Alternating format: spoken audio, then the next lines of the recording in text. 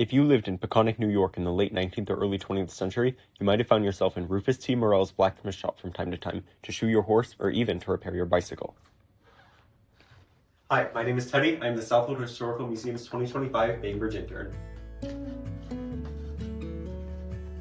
While uploading historical photographs to the digital collection, I found this photograph of Rufus Morrell's blacksmith shop that piqued my interest.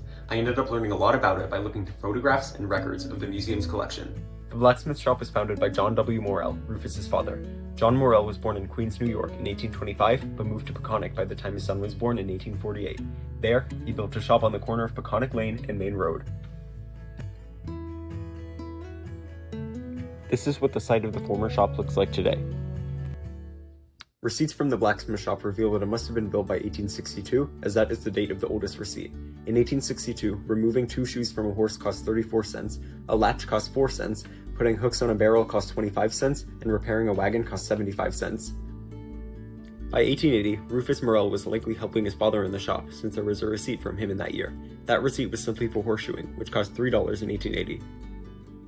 However, John Morrell likely didn't retire until 1891, when the majority of receipts began to be from his son instead of him. In that year, Rufus Morrell wrote a receipt for shoeing a horse and repairing a potato digger, which in total cost $4.35. He also had a logo on this receipt, in which he called himself a scientific, artistic, and practical horseshoer, with a specialty in forging, inferring, and faulty action in roadsters and trotters. Rufus's father, John Morrell, died in 1899. This hand-wrought iron hook was made in the blacksmith shop in 1867. I'm really excited to show it to you because I've been doing all this research for so long about the blacksmith shop, and this is physical evidence that it once existed. Around the 1890s, when Rufus Morrell took over the blacksmith shop, he began to offer bicycle repair as one of the services he offered. This photograph from the 1890s shows Rufus Morrell putting a horseshoe on a horse.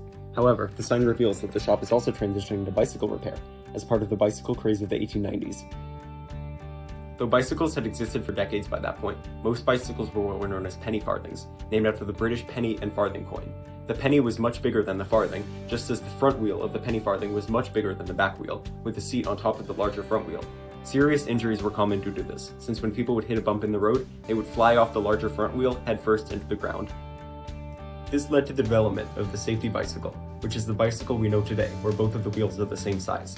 The invention of the safety bicycle allowed bicycles to become safer and more accessible to many people, which is what caused the bicycle craze of the 1890s. Especially on the North Fork of Long Island, far more people were riding bicycles to get around, which is what led Rufus Morrell to begin offering bicycle repairs at his shop.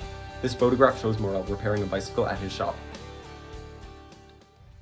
Rosalind Case Newell, who grew up in Peconic in the 1890s, has fond memories of Morrell's blacksmith shop that she recalls in her book, A Rose of the 90s. In it, she describes spending many hours watching Rufus Morrell make horseshoes and try them on the horses when she was younger. She says that Morrell shoed horses during most of his time working, but he also repaired bicycles and wagons. Rufus Morrell continued to work in the shop until at least 1920, when the last receipt in the Southold Historical Museum's collection was written by him, and he died in 1928. For more information about blacksmithing on the North Fork, the Southold Historical Museum's Maple Lane campus has an exhibit on the Cleveland Gagan Blacksmith Shop, or visit our website at southoldhistorical.org.